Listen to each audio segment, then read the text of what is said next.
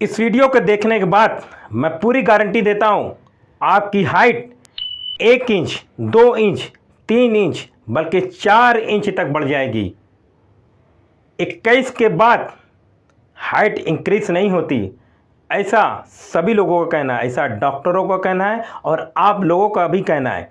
ये सही बात है कि 21 के बाद हाइट इंक्रीज होना स्लो हो जाती है। इसकी वजह यह है कि हार्मोन रिलीज होना कम हो जाता है और उससे हाइट की ग्रोथ रुक जाती है।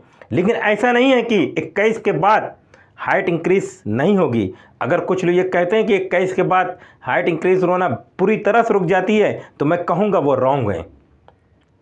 आज की इस वीडियो में मैं बताने वाला हूँ कि आपको कैसे हाइट इंक्रीज करना है और आप अनजाने में कौन कौन सी गलती कर जाते हैं जिसकी वजह से आपकी हाइट इंक्रीज होना रुक जाती है।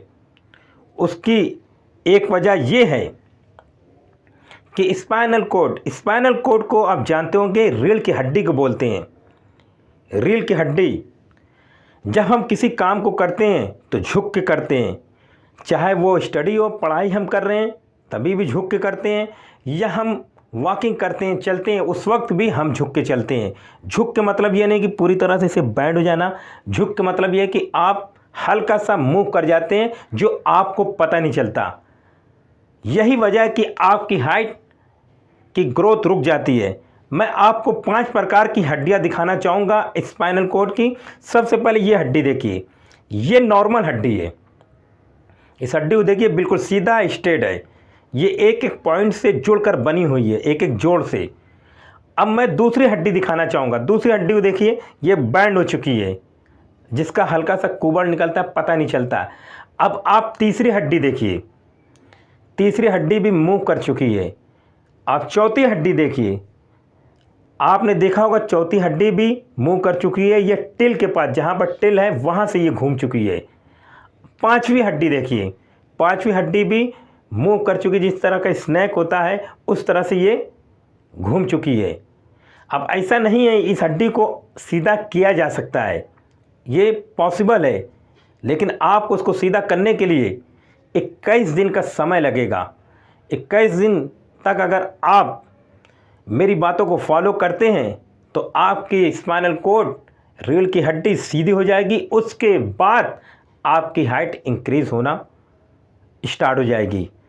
इसके लिए आपको करना क्या है, आपको अपनी आदतों को सुधारना पड़ेगा। कौन सी आदतें?